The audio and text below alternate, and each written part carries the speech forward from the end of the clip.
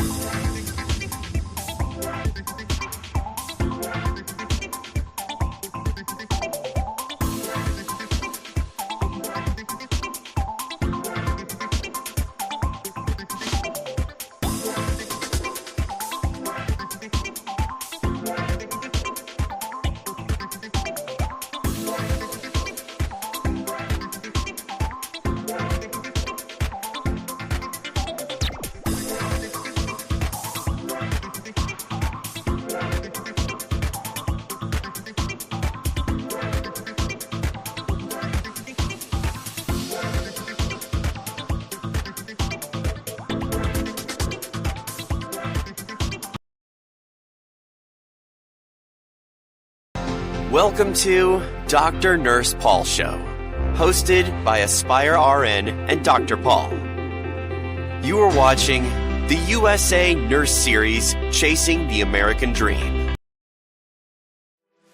Dr. Nurse Paul is an NCLEX expert, having trained and mentored thousands of international nurses past the NCLEX RN for over a decade. He graduated with a Doctor of Nursing Practice in Texas Christian University. He is a registered nurse, an advanced practice registered nurse, and a certified family nurse practitioner. He also has completed a Certificate for Nurse Educator postgraduate course. Aside from teaching, he has extensive clinical experience in emergency and family medicine. He has over 15 years of combined clinical and academic healthcare experience. Dr. Nurse Paul is an immigrant from the Philippines. He is currently based in Houston, Texas, where he operates his business, DrNursePaul, and Aspire RN NCLEX Prep. He loves to share his life story of how he overcame his challenges to reach his dreams. He is passionate in helping nurses realize the American dream. So without further ado, let's all welcome Dr. Nurse Paul. Hello, good morning, everyone. Welcome to the Dr. Nurse Paul Show. I'm streaming live from Texas. Thank you, everybody who's joining the show today. I have the pleasure to have on my show Dr. Jasper Tolarba. Good morning, Dr. Tolarba. Hey, good morning, Dr. Nurse Paul. How are you?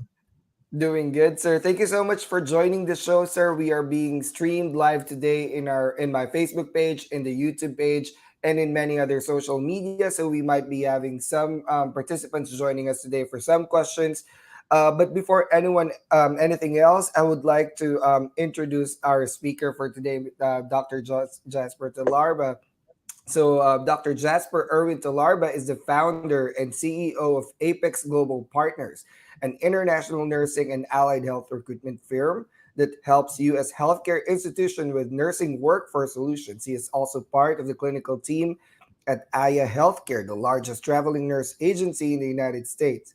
His body of work focuses on implementations of advanced practice nursing globally, international nurse migration and mobility, ethical nurse recruitment, and nursing curriculum evaluation. Dr. Tolarba was the first foreign educated nurse to become director at the Commission of the Graduate of Foreign Nurses, or CGFNS International, in its 49 years of existence.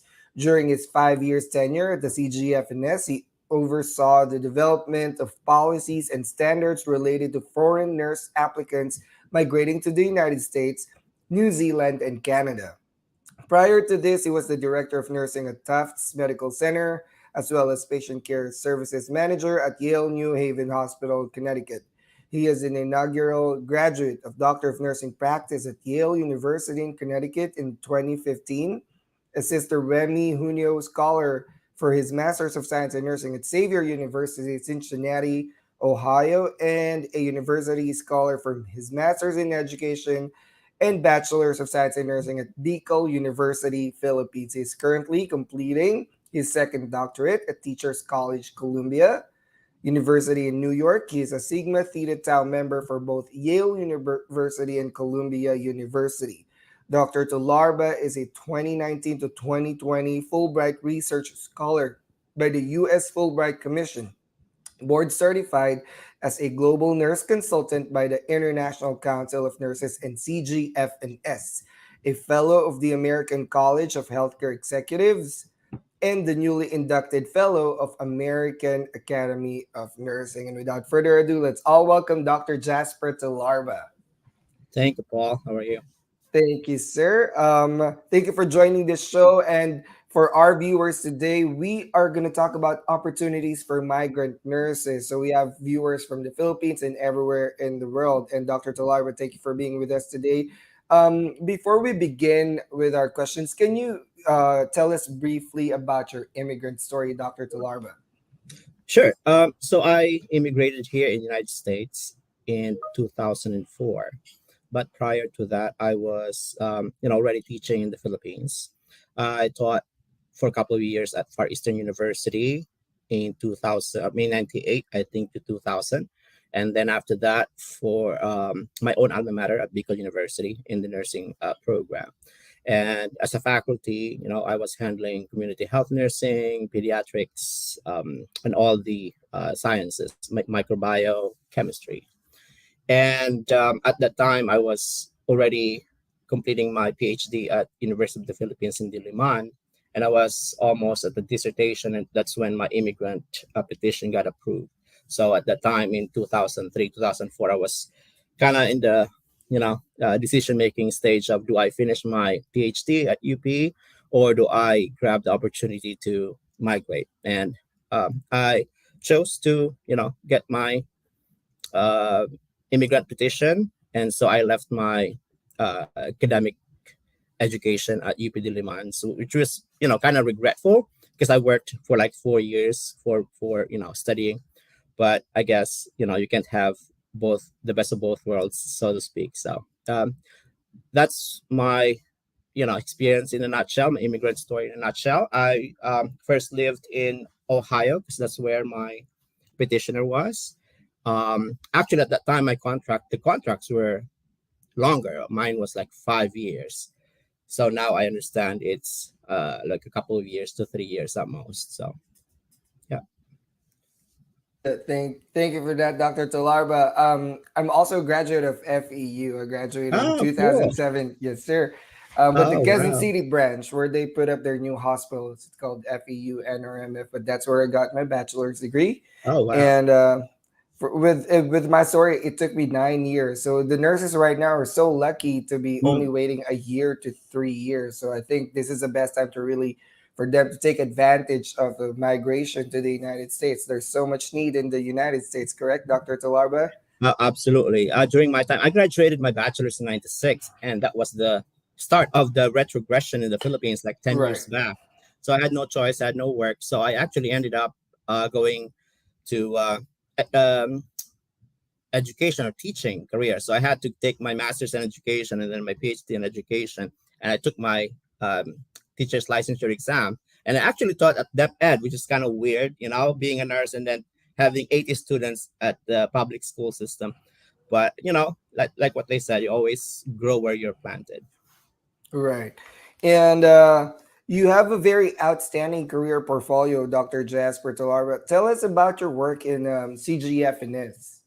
Well, thanks, Paul. But I mean, I think everything just I feel it's kind of surreal. It's Mm-hmm. providential. I certainly did not seek to get those positions whatsoever. It just kind of, designed, I believe, for me. When I was presenting actually in a conference for my DNP project, when I graduated at Yale. I was presenting at an international convention in the Philippines, and after my presentation, the somebody actually was on the line for a question and answer, and it turned out that he was the CEO of CGFNS. And then when I got off the stage, he said, here's my business card. When you go back to the United States, contact me. But I was really not interested. I was the director of Tufts Medical Center back then. So I was not interested in looking at. I was happy being the director of a academic medical center. So I never really paid attention to it. But then I attended a convention again in the United States in Texas, and then here he was Dr. Schaefer, and he said, "You never contacted me. I told you you have to you know check out the positions at CGFNS." And I said, well, let me do that. So when I checked, there was a position for a director of CGFNS, and I said, let me try this. So I applied and interviewed, and so I got hired to be the director for CGFNS International.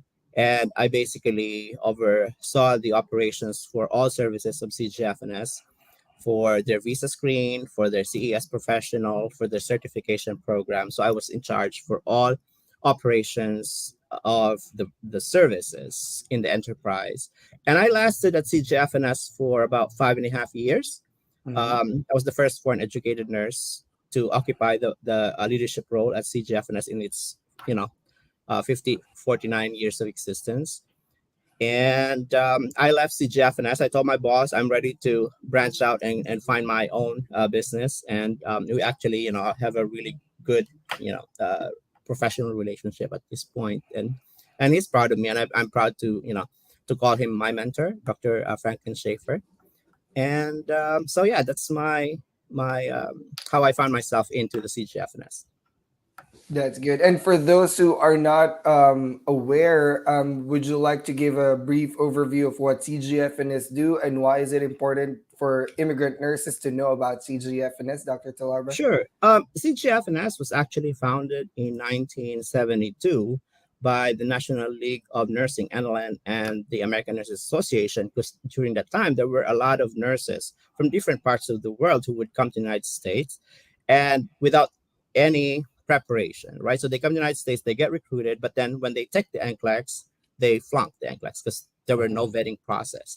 And so the American Nurses Association and the NLN were like, this is you know bothering, because some of the nurses are deep into debt, just to come in the United States, but then they find no work because they didn't have NCLEX. And some of those nurses would actually, you know, um, commit suicide, unfortunately, because they could not go back to their countries, and they were ashamed of not making it successful in the United States. So that's when the two organizations, oldest organizations in the United States, decided to create CGFNS. So what CGFNS did during the time was to administer the what we call this the flagship service of CGFNS, which was the certification program. So all nurses before they can come to the United States would have to take the CP exam, which Yeah. I think still exists at this time. Mm-hmm. And without the CP or the certification exam, foreign educated nurses cannot be recruited or cannot take the NCLEX. Now, throughout the Right. years, we have diverged the services. So there are states now that would accept just the evaluation of the credential, which we call the CES. I'm sure everybody is familiar with the CES professional. And obviously, the visa screen certificate, which was the you know um, immigration required document where you go to the embassy and say, I have my visa screen certificate, so therefore all my documents, my licenses have been vetted by CGFNS. So that's, in a nutshell, what the services of CGFNS does. So basically, it's about vetting immigrant nurses. I remember back in the day, 5, 6 years ago, when I was migrating to the States, I had to undergo the same process. But I believe it's helpful because it validates what we have, like our education, our licenses outside the United States, to tell the agencies and facilities here in the United States, particularly the immigration agency, that Mhm. yes, in fact, these are valid documents and we are what we say we are. So it's good that we have the CGF in us to like make sure that we actually have accurate and valid records that we can safely practice here in the United States. And for your current project with Apex Global Partners, would you like to give us an overview as well?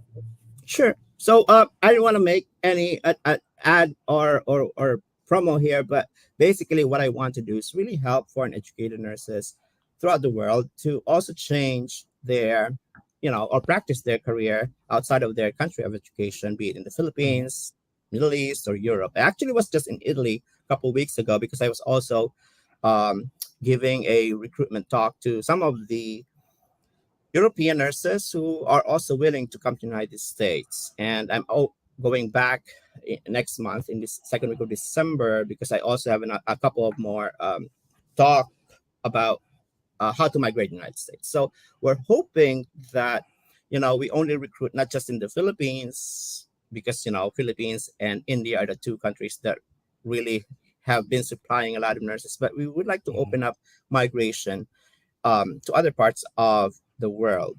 And I know with the current market or economic situation in Europe, there are some nurses out there who are you know migrating or interested in migrating in the United States. So with that said, what we do is basically connect those nurses, foreign educated nurses, to employers in the United States. We have a couple of hospitals in the United States. One hospital that we are looking for nurses that we're really actively recruiting is Dartmouth Hitchcock in New Hampshire, and it's a 800 bed hospital in the United States. For those who are interested, we are actively recruiting for different positions in that hospital. So, yeah, my passion is really to help foreign educated nurses and change their career or change their lives for the better, just like changed you and my life. I'm sure you can attest to that. Right. And thank you for your commitment, Dr. Jasper. I really admire you. There's a lot of, nurses outside the US that would want to go here, but because of the complexity of the immigration processes, of the NCLEX, of the recruitment processes, it really gets intimidating for a lot of them. So they end up, taking contracts somewhere else where it's easier, where it's convenient. But honestly, working in the United States is very rewarding, as you can see with your immigrant story and so many other nurses and immigrants that are now very successful and thriving here in the United States that I've invited in my show thus far. So now that we're talking about opportunities, would you like to give us an overview of what opportunities are available currently for nurses who wants to migrate to the United States? Oh, absolutely. So there are like what you said earlier, Paul.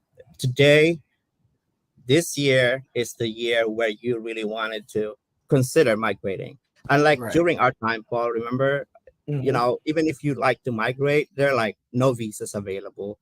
And it's so hard. It's like the only opportunity back then was Middle East, right? And no other countries. But now Mm-hmm. the United States is open, UK is open. Almost every country in the Right. OECD member, the rich countries, they're needing nurses.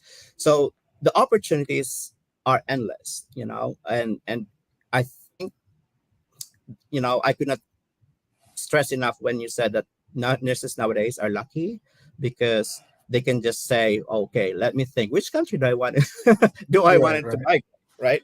But for those who wanted to migrate in the United States, I think today we have about 250,000 shortage of nursing throughout the country. So you pick and choose which state you even want to work, right? If you want to work in California, in Florida, wherever, it's all open. The opportunity is endless, and you know um, the opportunities are not just even bedside, right? You can have staff nurse position. You can have, if you have advanced degree, you can, apply directly as a professor in universities, and they will be willing to, petition you as a faculty member. So the opportunities are endless. Today is a good day to really look at some of the opportunities out there.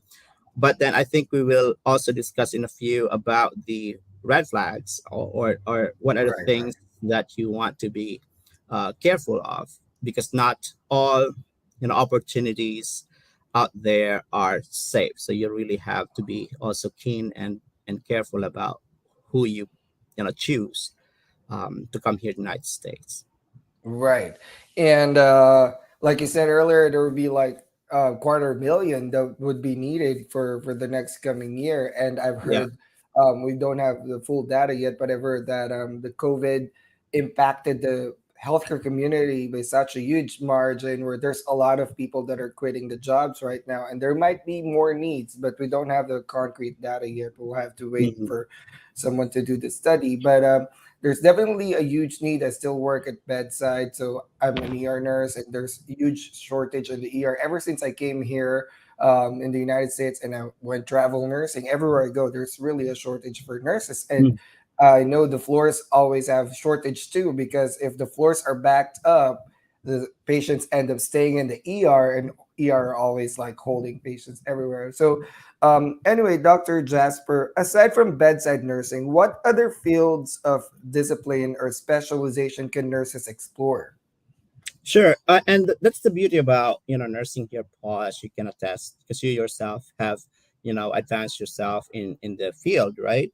Hmm. So you can start off as a staff nurse, right, just to gain familiarity about the work, the Hmm. protocols, and just the culture overall, Right. right, of how nursing is in the United States. And then perhaps after a couple of years, you wanted to explore about going back to graduate school with your skills and your passion for sharing those skills to others, so you can explore other opportunities, such as being an advanced practice nurse like yourself, Paul, or be a nurse educator, or a case manager, nurse practitioner, or a nurse anesthetist.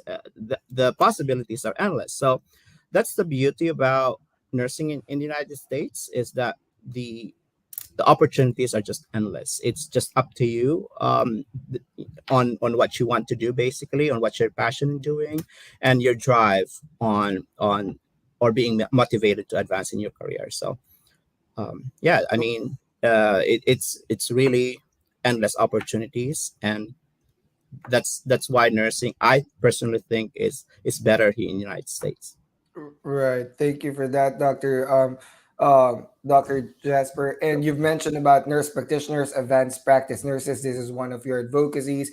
I'm an advanced nurse practitioner myself, and we're celebrating the Nurse Practitioner Week to all my colleagues out there. Happy Nurse Practitioner Week. But yeah, there's a lot of opportunities, and there's also opportunities that are quite far away from bedside, but still, needing your nursing skills, like healthcare research, Mhm. pharmaceuticals, like case management, remote works like insurance related jobs, but they Yeah. need nurses, remote triaging, and so many other jobs. There's really a lot of needs for nurses. So the good thing with our profession, Dr. Jasper, we are very flexible. We can Yeah. be at the bedside, but we can also be veering towards administrative side, or education side, or research side, or community service side.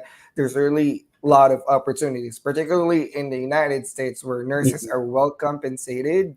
And of course, we have a lot of benefits working for big companies as well. And we have some viewers watching with us right now. We have Bruce. He said he can't wait towards the start of the show. Hi, Bruce, and hi to everyone who's joining. We can read your comments, so just put your comments into the comment section, and we'll read it out loud. And we have a Facebook user. We can't pull out the name because of privacy issue, I guess, but we have a viewer from Saudi Arabia. I think it's Saudi right now. Is around 2, 3, or 4 p.m. Right, Dr. Chiralba, something like Yeah, I that. think so. But yep. So thank you for watching us. Please do share the show to your page and tag your friends so we can reach out more nurses. These are very important information that Dr. Turalba is sharing to us today. And Dr. Turalba, what is the advantage of being a nurse in the USA versus other developed countries? Because Germany have opened up, to Filipino nurses as other nurses around the world. There's also options to do UK, Australia, New Zealand. It's basically a lot of developed Western countries vying for nursing workforce coming from Asia and big um, Asian countries. And there's now, like you said, a lot of opportunities compared to when we were, coming out of school and we only have our eyes set to United States. But what's the advantage of working in the United States as a nurse? Uh, that's a good question, Paul. And I don't want to sound biased because we are here in the United States, Right. obviously, and people might say, well, you haven't really not worked in Germany or you haven't worked in the UK, that kind of thing. And so we don't really have a lived experience on being objectively, stating our opinion here, but from what I gather, we do talk with classmates and friends and other nurses, and I think one of the things that they do say is that in the United States, one of the advantages compared to, for example, the Middle East is that we do provide the United States does provide rather citizenship to its nurses when they come here on a permanent green card, right? So after 5 years of being a green card holder, you can apply for citizenship, and that goes without saying that you can bring your dependents, your family, and be an American. After being here for 5 years. So that's a big, to me, is a big advantage compared to other countries that do not provide that kind of opportunity. You can, work in Saudi Arabia for like 50 years. You're Right. still going to be an expat. So that's one. The second one is the salary. I think that's one of the common things that I also hear from nurses from other countries working in Mhm. other countries is that even if they've been in the UK or Australia or whatnot, um, financially the compensation for nurses in the United States is still higher. So there's really nothing that I have seen lower than at least $35 an hour, right? Mhm. Right. As Right. somebody who's starting in the United States. Now that's give or take a few dollars. And so I think compared to other countries, that's way way higher to start with as a brand new nurse. And I'm sure you can attest that other in my own business, the nurses are not starting off definitely not on a fresh grad rate.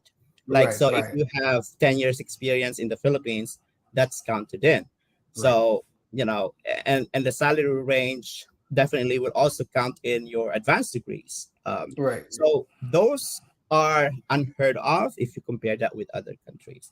You're not starting off as a fresh grad unless you're a fresh grad, but um, financially that's really an advantage for those that will be working or chooses to work in the United States compared to other countries. And not the least, but professional development here is really huge. Employers would actually sponsor you for your graduate school. So you come here, and then some of the employers would give you, $5,000 a year or $10,000 a year to go to school, professional education. So those are huge benefits that no other countries I've heard, would never provide their employees. So those are just some of the many advantages. Hopefully, not sounding too, Right. biased. Yeah, but those are really big things. Like for me, like all of those three things, I was like, oh, as you were saying it, it was hitting my check marks because I just recently got my citizenship, and I Yeah, was so happy to like get my U.S. passport. The first thing I did was book a Europe trip because finally I could feel like I don't have to go through immigration where they have to scrutinize me because I have the Philippine passport, but because they see an American passport. I was mhm, crossing the border from Germany to Austria on a train, and they had to check everyone with a European passport. absolutely. But I just flashed my passport. They didn't even open it. But I guess that gives, a little traveling power. But at the same time, it's like you said, settling in and being part of the community and being able to vote, being able to buy your property, being able to bring your dependent spouses, kids, parents. And I guess that's one of the beauty of being a citizen, in the country that you're working at. And then of course there goes the salary. The beauty here in the United States is they're pro competition, pro choice. So you can be working here in this facility getting 40 an hour, but you feel like you've outgrown it, and you know what? I'm gonna jump ship and work in another facility. Mm-hmm. They'll give me a bigger rate. And that's totally acceptable because that's just how it is. Competition is to the advantage of the consumers, of the workers. So that's what the labor code protects. So which is good, because we have choices of where we want to work. A lot of us during the pandemic started doing travel nursing because it was we were doing the same thing anyway. I was an ER nurse, so I feel like I was doing the same thing anyway, so might as well get paid. So I Yeah. worked for the state of Texas under an agency as a crisis nurse. It was rough work, but pretty good pay, and it was really a blessing for me and my family. And the last one that you said was professional development. I think a lot of people don't appreciate this, but for us education aficionados, and I know a lot of our Filipino nurses and immigrant nurses are really into developing themselves career wise. They can go through, the ladder of the organization by getting all of these education for free. Like I remember as an ER nurse, as a full-time nurse, all my ACLS, BLS, all the certifications are paid for. Yeah. I do not have to pay for anything. One of the most expensive certifications that I needed to do was the trauma nurse competency, and that's required for us. That's I think $400. I remember them paying it. It's once every 4 years. They don't only pay the certification, but they also pay the hours that we're in the Exactly. conference. It's 2 days. It's 16 hours. So it's lots of benefits. And for me, I love studying. So whenever I'm off work, I only work 3 days, and they do free education about new updates with STEMIs, new updates with this. It's not even related to your nursing, but I'm going to take it. It's free. My hour Yeah. is paid. Exactly. I get the certification, I get the CE for my licensure. So those are the things that a lot of us certainly take for granted. But coming from Philippines, working from the Philippines, it's rough work. Like if I need to certify, I need to pay it out of Mm-hmm. pocket. But I feel like it's the nurses here are more appreciated because the companies that you work for are actually investing for you to not remain stagnant, but keep growing and keep evolving and keep practicing evidence-based medicine and updates. So that's thank you for sharing that, Dr. Toralba, Yeah. without being sounding so biased because Exactly. we're So here in the US. yeah, so it's also important to know the other side of the coin, where Right, in the United States we could be perceived as we work like horses. right. But True. that's I've just heard that a lot. the nature of the beast. It's up to you to work like a horse, or just lay around after your 3 days shift in the week. it's Yeah, it's really up to you. But I do kind of envy the culture of being relaxed. We visited our friends in Europe, and they can have like mental health, 6 months off. right. Their maternity leave are really something to aim for. There's just so many things also that are of advantage in some countries. Some institutions in the Middle East would give free airfare, business class to nurses who would go to the Philippines for vacation, those kind of things. So there are also pluses for those countries. But then again, in the United States, it's you work hard, you paid well, and so Yeah, it's you get really paid. up to you to how you want to live your life in the United States. Right, But for you and I, Paul, I think like what you said, we work hard. We chose to work hard right. because we want to get paid. And so yeah, it doesn't mean that when you come to the United States, it's like you work like horses. It's really up to you. If you want to work just 3 shifts a week and just lay around for the rest of the week, it's Mhm. really up to you. So nobody Right. is forcing you to work. hard. Right. You only work your full-time hours and it's up to you when to pick Yeah, up other jobs or not. A lot of nurses don't pick up other jobs. They spend time with their families and that's totally fine. It's like picking mhm, your poison, and like you said, I mean, as good as USA is, but there are also lots of good benefits like in Europe, like they have more holiday leaves than US. yeah, That's something that the government needs to work on here. But it's actually finding the perfect balance of what works for you and your family. We're not yeah, saying that US nursing is the total solution for everything. It works yeah, for many, but it also doesn't work for everyone. So it's yeah, actually finding the perfect balance of um, absolutely. what you're looking for in a job and work life balance. We have a question from Sheila here. She is watching us today. She said, how long will it take me to process everything from filing, I guess from starting her process to flying? Absolutely. That's a very good question, Paul. Very And good thanks question. for asking that, because I think that's a question that's really educational and beneficial and sometimes life-saving for other foreign educated nurses. So I always tell nurses who are applying in my agency that from the time that the hospital files for your um, EB3 or permanent green card, it takes about 18 months at the very least, give or take some months, right? If you get lucky, maybe 15 months, but nothing shorter than that. If somebody tells you that you're going to be in the United States in 6 months, you better run because that Right, right. company is lying. Unless you already have a previous application or you are already in the United States. Those are kind of unicorns, but typically for an average processing 18 months for a green card visa. So, Thank you for that answer, Dr. Jasper. And we have a viewer, May. She's watching from Saudi Arabia. Hello. Thank you for watching. Please tag your friends so they can watch this show. And recently, just 2 days ago, I was in a live show with one of the immigration lawyers, Dr. Nick Raquel, my friend, and the Polo. Philippine Overseas Labor Office labor attaché from the Philippines here in Washington D.C. Dr. Angela Trinidad. And we've talked about some practices that are questionable on the agency side. And I'm an admin of one of the largest international nursing group, Lefora um, Nurses to USA, and we have 167,000 members. There's a lot of questions and comments and anonymous messages being that we've been receiving about shady practices by these agencies. In relation to the immigrant nursing community, where scrupulous organizations are hiring nurses with questionable contracts or work assignments, what can you advise to nurses who are looking for jobs and abs- employers to help them immigrate to the US? and that's a very important question again, because sometimes those are life saving and literally life saving questions for some nurses who find themselves in a very precarious situation when they are in the United States and they're brand new, no contacts, no support system, and they get taken advantage of by unfortunately some of these scrupulous agencies. Um, I don't know.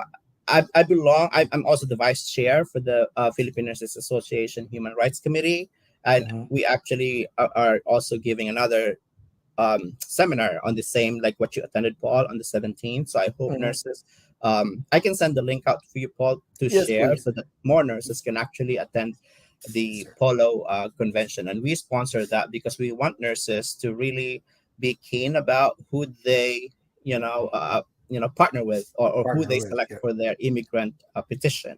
There Mhm. are some agencies that would take advantage. If you have seen contracts, and this is where it starts. Before signing anything, pay attention to this. Before signing your contract, please pay attention to what you're signing. Look at some red flags like, you know, breach fees. If you see breach fees, like $50,000 or $100,000, and unfortunately, I have seen some contracts and people get sued for $100,000 Right. breach fees in the United States courts. Um, you better not sign those contracts. Consult lawyers in the Philippines, or somebody from the POEA or Polo to look at those contracts because um, should not be those high. I mean, um, we are at the point where we are at will employment here in the United States because of the shortage. Perhaps 10 years ago, that's probably something that may have happened or may have been accepted, but definitely not at this day and age. And so, before looking at or even considering agencies, there are some things that you would like to consider. Number one, look at their history. Look at who are the people behind those agencies. Look at if they are POEA accredited, right? If they have been approved by Polo or POEA, as I mentioned. Look at also their accreditation. There are some agencies that, not agencies, but organizations that accredit these agencies. And there's a couple that I could mention right now. The AAIHR, which is the International Health Recruitment Agency, Mhm. and also the Alliance for Healthcare. We call it the Alliance at CGFNS. So it's basically a member of all healthcare recruitment, international healthcare recruitment, where they get accredited by the Alliance. And before they get accredited, they have to subscribe or attest that they will be into ethical recruitment. And if you go to CGFNS, there's a tab there for Alliance, and you can see all the accredited healthcare recruitment agencies that are members of those of the alliance. So those are the things that somebody from outside the country would really need to be observant on the keen when in the contract. Make sure that there are no red flags there, and also the people that are behind those agencies. Those are very important. Right. Thank you for that, Dr. Jasper. And we have more watchers coming in. We have Jason from Dubai. Thank you for joining us today. If you guys have questions for me or Dr. Jasper, please put it in the comment section and I'll read it for you guys. Those are very important questions, Dr. Jasper. But Mhm, I guess later, towards the end of the show, talk to us about your convention that you have put up or conference that you have put up, so mhm, nurses who are interested could also join it, because I believe that will be valuable resource information for nurses. There's too many nurses coming in here now, and of course we cannot weed out bad apples. There will mhm. be bad apples, and that's why we're doing this show, information sessions, free education to protect our colleagues who are Yeah. being manipulated or being used against their will. And we want to do these shows to let them know that yes, they have rights and they have voice or power to advocate for themselves. And thank you for sharing that, Dr. Jasper. And my next question is, what are the red flags that nurses should be cautious about when choosing a potential employer? Yeah, so I mentioned already a couple. One is that if they have breach fees that are just ridiculously high, like $50,000, if you do not finish your contract within 3 years, if you quit within that time period, you're gonna have to pay what, $50,000 or $100,000. Those are red flags. Second, if they don't have POEA accreditation, you kind of just question their their practices. If they are not members of the accrediting agencies such as the Alliance or AIHR, you also wanted to really investigate further on their track record or who are the people behind those agencies, and also some promises made, like somebody will tell you, oh, we can get you to the United States in 6 months or even a year. Those are not feasible. Like what I've said, from the time of applying in the USCIS, it could take at least 18 months at average. So anything lower than that, you really have to be, questioning, is this really feasible? So those are the things that I want nurses to really look at, and do not sign a contract unless you share it with somebody who knows better. Sometimes, and we've been there, Paul. We go to, Right, right, we are in the Philippines. We get paid this much, $200 a month, whatever. During my time, it was. right, right, And right. when you see those contracts, when those dollar signs, we tend to like convert it to Philippine peso, and Right. all the dollar signs and peso signs come to mind, and then we're just quick at signing. please do not do that. You have to be one, cognizant about the, don't convert it, because the means of living in the Philippines is totally different in the United States. So do the research on how's the means of living in California. Definitely it's higher, but the means of living is higher. If you go to the, maybe Northeast, it's lower, but then the means of living sometimes is lower. So it's relative, right? Right. So don't jump in immediately in signing those contracts just because you've seen dollar amounts. Please ask, like what I've said. Look, have a lawyer look at it. Is it feasible that you have to work for 5 years and only get paid this much? You don't want to do that. Don't jump immediately into those contracts. Think it through. Maybe share it with your family, because some of these contracts would ask your family members, your parents, to sign as a co-signer, and you're putting them Right. also at risk.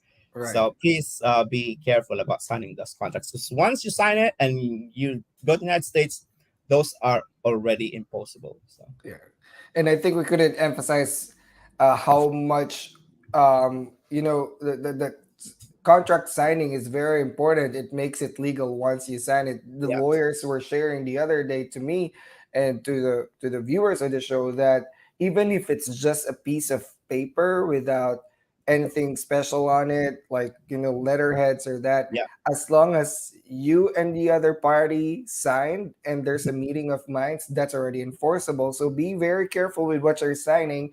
And there's a saying that goes, if it's too good to be true, yeah, it's probably not true. So yeah, follow your hunch, follow your gut.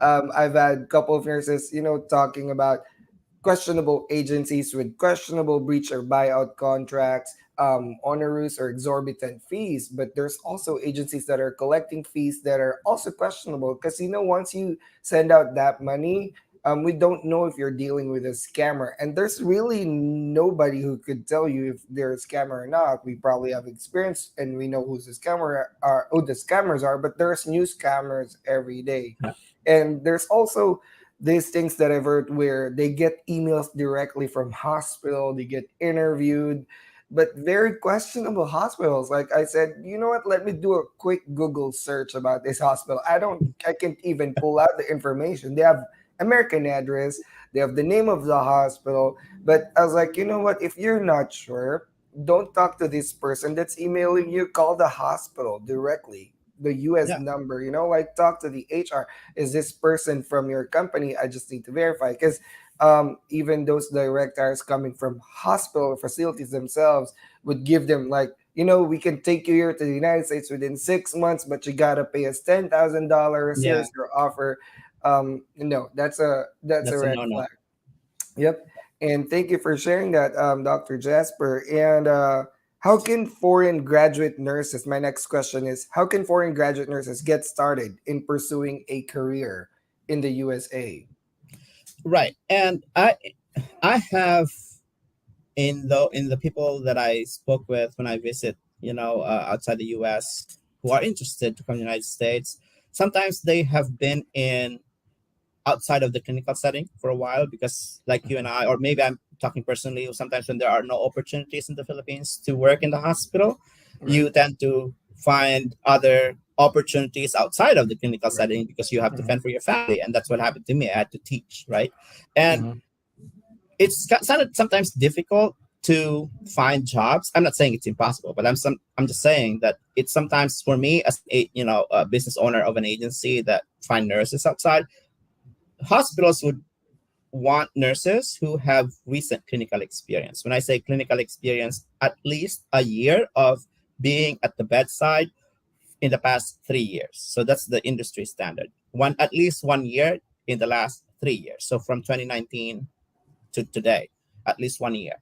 So if you are not in the bedside setting, you haven't been in the bedside setting for a while, try to make it possible to at least find your way in, volunteer or find part-time work, or ideally be in the full-time nursing career in the Philippines, or sorry, in your country. because it's always important that, for hospitals to hire people who have recent clinical experience for obvious reasons, right? Patient safety. If you've been a nurse, if you have been away in the clinical setting for like 10 years, you've been doing, BPO, you've been doing, teaching or other industry, it's sometimes hard to find placement for these nurses. I'm not saying it's impossible, but I'm just saying it's hard. Sometimes hospitals tend to, have second thoughts in hiring nurses without recent nursing experience. So that's one of the things that I would advise, is to go back into the mainstream nursing path. The second is pursue further education, right? For Filipinos, this is a no-brainer. We love education, so if we don't find job, we always go to graduate school. For those, others, if you haven't explored yet going back to graduate school, please do so. Your master's degree in your country is counted, is credited in the United States. You just have your credentials evaluated Validating. by Mhm. agencies such as CGFNS or WES or other agencies, and you don't have to repeat your master's degree. That's one of the common questions that I have. Also, is that, is my master's going to be credited?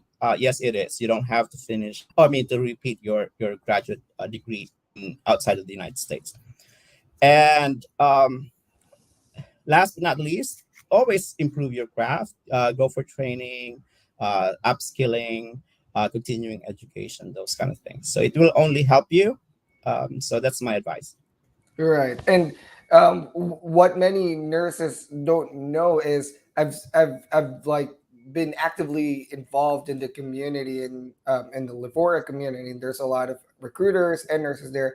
The recruitment process is getting very competitive, especially for popular cities and big cities like San Mhm. Francisco, LA, Houston. They tend to hire nurses that have more beef in their portfolio. To make it simpler, is they have more experience in certain specialties. Yep. So what happens is, if you don't have current hospital experience, they tend to offer you jobs in the far-flung communities, in the rural communities, and that's not bad at all. I love working in rural community. I'm an ER nurse, and those critical access hospitals are usually one of the best ER jobs, but that's for ER.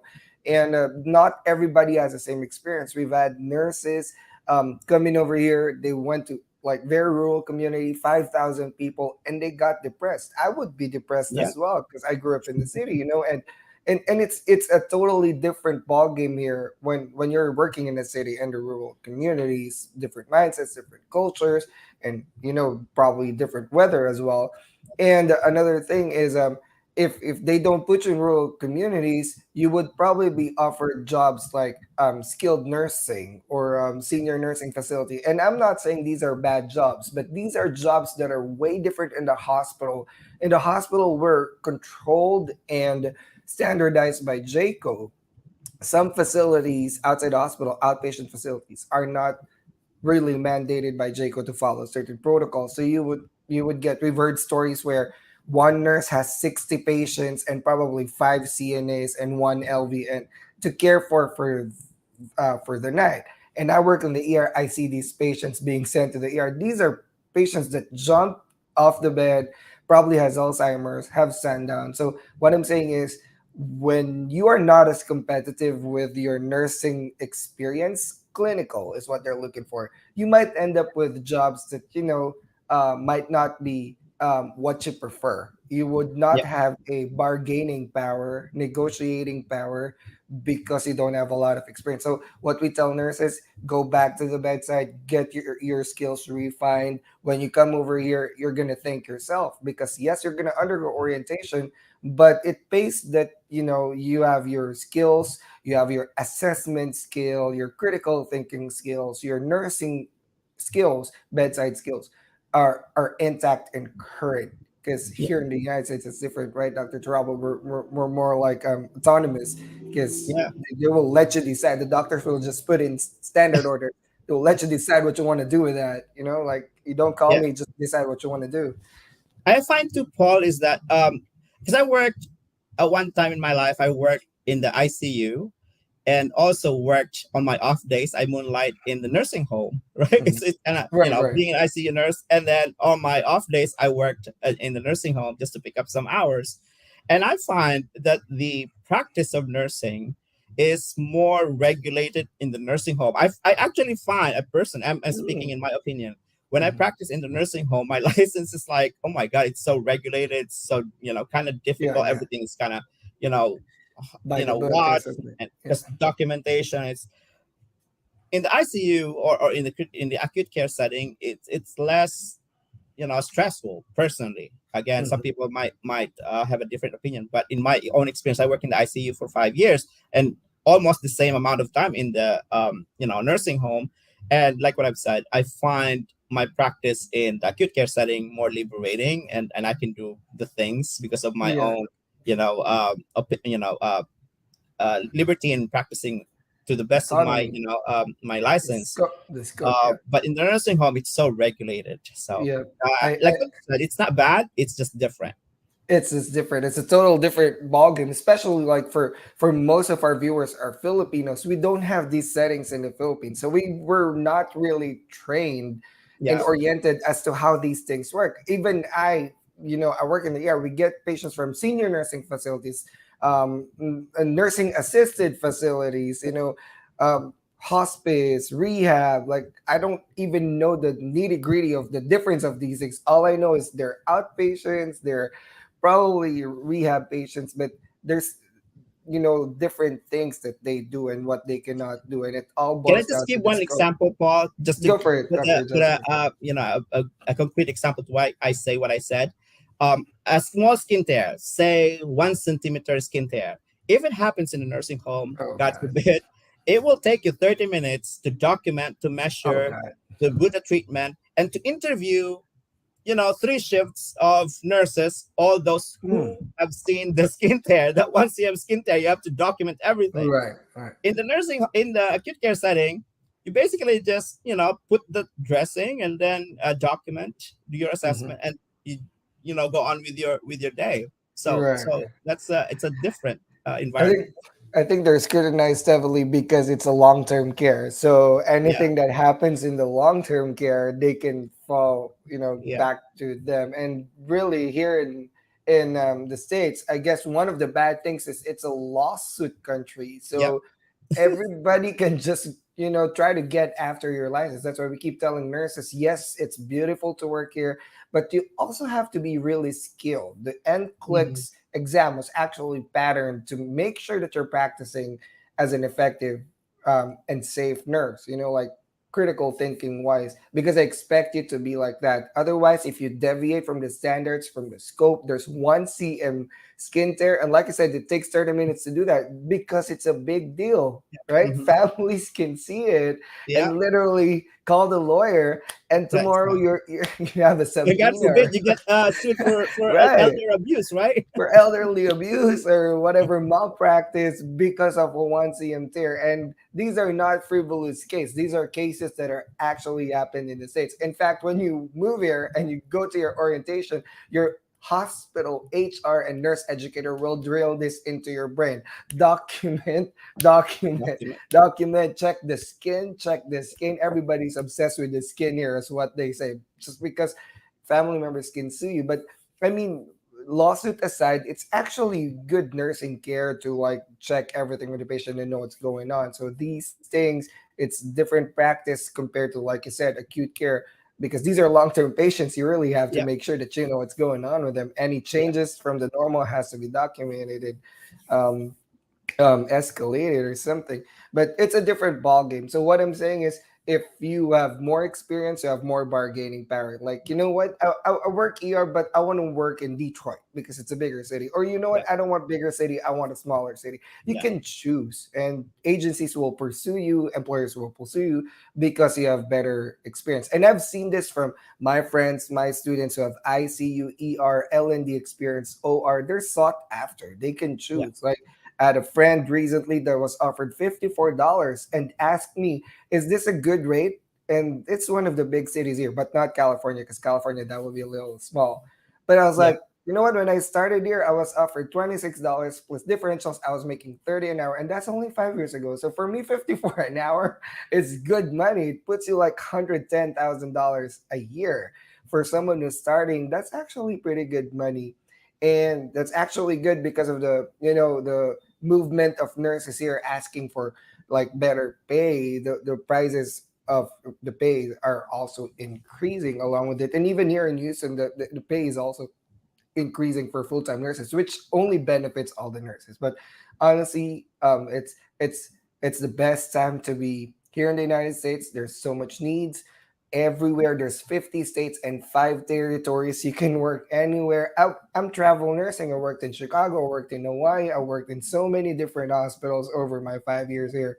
And I've enjoyed it. It's different cultures, different places. I get to enjoy the place. I only work 3 days a week, and it's beautiful. But there's one question that we got from here, Dr. Jasper. I just want to answer this real quick from one of our Facebook viewer. Do you have a Q bank packages for NCLEX? Yes, I do NCLEX program under Aspire RN. It's my company. I'm an NCLEX provider. I'm an NCLEX instructor, and I do have Q bank packages. Send me a message so I can talk to you about it in my social media at DrNursePaul, and I'll respond to you as soon as I can today so I can help you get you started with your NCLEX journey. Um, Sir Jasper, do you have any last message, tips, or advice for our nurses who are watching us today? Sure. So a couple of things, and one of those is I already mentioned is to be really careful about signing contracts before you come to the United States. Really examine that. And my other advice is that once you are already in the United States, try to honor your contract. If you sign for two Definitely. years or 3 years, 3 years passes by quickly. My time is like 5 years. Now it's like 2 years or 3 years Mhm, average. mhm. Try to honor that because I'm saying it not just for your own benefit, but actually for the benefit of those that follow you. If you breach your Community. contract, it gives or leaves a bad taste in the mouth of you as employers, and you kind Mhm, of burn bridges for those other nurses that follows you. So that mhm. sometimes I hear like, oh, those nurses from so and so, they breach their contracts, they don't finish, so we lost a lot of money. So try not to do that because number one, the only important thing here for all of us as a person is integrity. If you sign a Mhm. contract, try to honor that. So that helps not just you, but for all other nurses that will follow you eventually. So those are my last, recommendation or tips for other nurses out Thank there you, Doc. planning to come.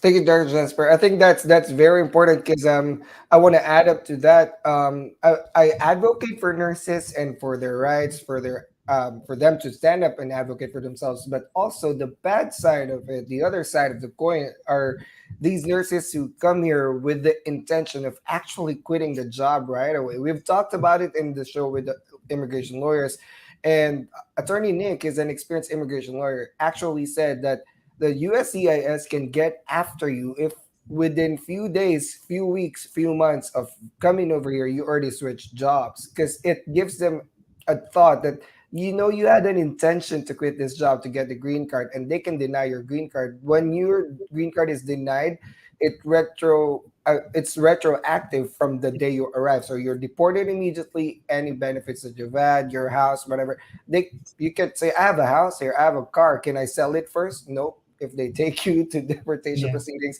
you're done for. So what I'm saying is, Dr. Jasper's right. Let's protect our integrity. Let's protect our community. Migrant nurses are highly yeah, sought after because of our commitment, because of our passion, because of our integrity. yeah. And let's not burn that. All of the nurses that have come before you guys, including me and Dr. Jasper and so many other nurses, we've served our time. We've Mhm. honored our commitments. In the first place, if the contract doesn't suit you, you have the option to not sign it entirely. If you think, Mhm. oh, I don't want to work in this city, then don't sign it. Move on to the next employer versus signing it, coming over here, and then day two, you're gone. Um, well, it will affect the whole community, the whole immigrant community, because eventually they're going to caught up into it.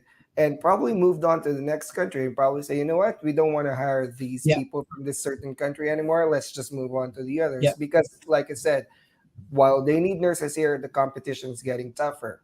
In my company, Aspire RN, we've had a lot of students coming from Nepal and Sri Lanka now, and next is Thailand. So I'm penetrating Southern Asian countries, and they are increasing in numbers. Like just a few years back, when I was in the Philippines, I was invited by the Education Ministry of Indonesia because they were grooming their nurses to prepare for NCLEX 2. They said their goal is to compete with the international market, because if Philippines could do it and Thailand could do it, why cannot Indonesian nurses do it? And this had been last for the last decade, and they're grooming their nurses. What I'm saying is, maybe in the next 30 to 50 years the ball game will change, but let's not burn it for everybody. Let's enjoy the opportunity, but also keep our integrity and our word of honor and what we've signed in a contract. If it's the contract that's really very abusive or affecting you or might endanger your license, then that's the time you seek a lawyer. But turning your back against someone who actually invested on you to Mhm. come over here, I think that that breaks away from what we are known for, especially the Filipino Yeah. community, because we're very dedicated and committed, and we're here to serve, we're here to help. Um, Thank you, Dr. Jasper. And Thank you, if you Paul. guys have questions about Dr. Jasper, you can message him in Facebook or me, and I can connect you to him. But talk about Dr. Jasper, your conference with the Polo, so nurses can attend it as well if they're interested. Sure. I will send you the actual link Mhm. with the QR code, but it will be on December 17th. I mean, November 17th, rather. Um, the Philippine Nurses Association. So for those nurses who are coming into the United States or newly arrived, I want you to actually connect with your local chapter of the Philippine Nurses Association, because that is your support system. Every state out there will have its own chapter or subchapter of PNAA. If you don't know where it is, go to the PNAA website, Philippine Nurses Association of America. It will Mhm. let you know the address of the president, the phone number, the email. So try to connect and then become a member. I think it's only like, I don't know the exact amount. It's like $50, I think, to become a member Mhm. for a year, but it gives you a whole lot of support system, information about how to migrate, what are the red flags. We wrote a book on not ethical, but international nurses migrating to the United States, which we published last year. You can also get a copy of that in the PNAA website. That's very helpful. And Mhm. so that's the thing that we would like to have all nurses, international educated nurses, to be aware of on what are the red flags, what are the things that you need to be aware of, kind of educate them like what you're doing right now. For Paul is advocating for nurses coming in the United States, educate them. We cannot over communicate these things to them. And so we are giving a webinar. It will be this week, and I will send you the link. It will be the Polo that will be the speaker for that webinar. The Polo lawyer, I forgot her name right now. It's not on top of my head, but Attorney Angela Trinidad. yes, Angela. So she will discuss again about the pitfalls of international nurse migration. What are the things to watch? And so that's really helpful for those international educated that are newly arrived or are just contemplating on coming in. So I will send you the link so that people can actually attend. And the books as well, Dr. Toralba, so I Yes. can share it on my page and send it Oh, to people that absolutely. are asking. Yeah, Thank you definitely. so I will much. send that to you. Thank you so much, Dr. Tolarba. Yeah. Maybe I can invite you in the future for other shows that will talk about graduate educations and Oh, sure. advanced practice nursing. And thank you so much, Definitely. sir. Thank you so Sure, much sure. for My giving your pleasure. time Thank you today. so much, guys. Take care. Yes, sir. You have a good Okay, bye day, bye. sir. Thank you. You too. Bye. Bye. And for thank you, Dr. Talarba, for joining us our show. Thank you for all the viewers. If you have follow-up questions, I'll monitor the comment section within 24 hours. So please pop your questions in and we'll try to answer. I will be hosting more shows. This is every Saturday, 8 a.m. For those that are in the Philippines, it's 10 p.m. Philippine time. I'm sorry about that. And our next show, the next Dr. Nurse Paul show will be next Saturday, 8 a.m. This will be on November 19, The Secrets of Next Generation NCLEX. I will be doing a sample case scenario. This is a three-part show. And the first part will be on November 19, this Saturday. And not only that, if you join my show, we will push out the mechanics. I will be giving away one free NCLEX review package, including personal mentorships and personal one-on-one final coaching. This is a very good program. I've had 500 students currently on this program, and we've had great success, 100% pass rates with our exam readiness assessment. And if you join me on that show, I will teach you how to answer the next gen NCLEX. You might want to tag your friends in the poster that we will put out today. It's actually on my page already. We will be live streaming this on my page, Dr. Nurse Paul, in Facebook and YouTube. So please follow me on social media. Tell your friends to follow me as well. We have lots of shows that we will be putting out this November. I have 2 more shows left, but I will be adding more shows come December and first quarter of the year. If you have questions or things that you want to talk about in the Dr. Nurse Paul show, let me know. Send me an email, Dr. Nurse Paul. I'm sorry, it's info at drnursepaul.com. It's info at drnursepaul.com. Send me your questions. Send me the topics that you want me to discuss in this show, and I can invite resource speakers like Dr. Tolarba.